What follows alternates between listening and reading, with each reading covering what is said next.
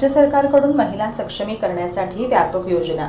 मुख्यमंत्री सिद्धरामय्या यांच्या नेतृत्वाखाली राज्य सरकारने महिला सक्षमीकरणासाठी 5 हमी योजना लागू केल्या आहेत। सोमवारी बेळगाव जिल्हा प्रशासन, जिल्हा पंचायत, महिला आणि बालकल्याण आणि अपंग व्यक्तींचे सक्षमीकरण आणि ज्येष्ठ नागरिक विभाग यांच्या वतीने आंतरराष्ट्रीय महिला दिनानिमित्त सीपीएल मैदानावर आयोजित कार्यक्रमात बोलताना त्यांनी सरकारच्या योजनांची माहिती दिली।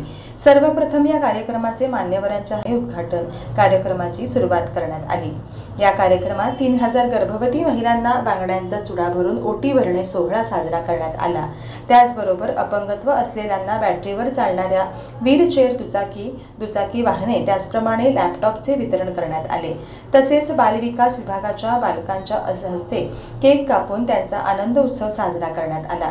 यावेळी बालविकास विभागाच्या मंत्री लक्ष्मी हेब्बाळकर यांनी बालकांना केक भरून त्यांचे तोंड गोड करण्यात आले। या कार्यक्रमानंतर सर्व गर्भवती महिलांना भोजनाची सुविधा करण्यात आली होती। यावेळी मंत्री लक्ष्मी हेब्बाळकर यांनी या सर्व गर्भवती महिलांना स्वतःच्या हातून वाढून यानंतर या सर्व महिलांच्या समवेत स्वतःही भोजनाचा लाभ घेतला। या ठिकाणी विभागीय स्तरावरील विविध जिल्ह्यातून आलेल्या महिलांसाठी प्रदर्शन भरवण्यात आले होते। या प्रदर्शनाच्या स्टॉलचे उद्घाटन मंत्री लक्ष्मी हेब्बाळकर यांच्या हस्ते करण्यात आले। या ठिकाणी हवेली, बागलकोट, विजयपूर, कारवार, गदग आणि धारवाड यासह 7 जिल्ह्यातील महिला सक्षमीकरण गटाच्या सदस्यांनी आणि जिल्हा पंचायत अंतर्गत महिला सक्षमीकरण गटाने सहभाग घेतला होता।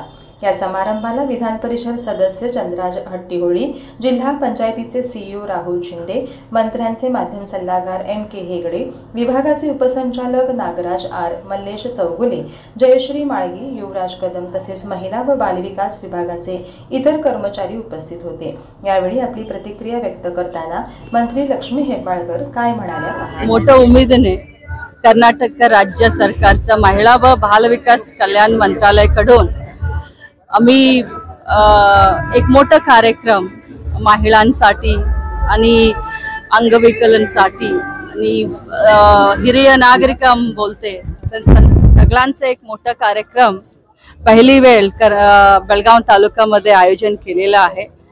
त्यासाठी एक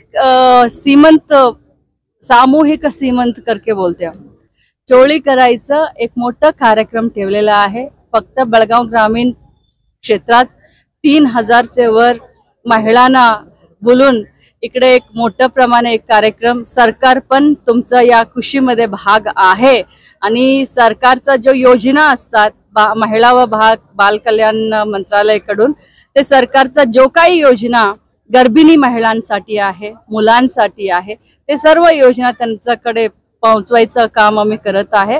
परंतु राज्यामध्ये पहिली वेळ हे चोळीचा कार्यक्रम आम्ही आयोजन केलेला आहे। धन्यवाद।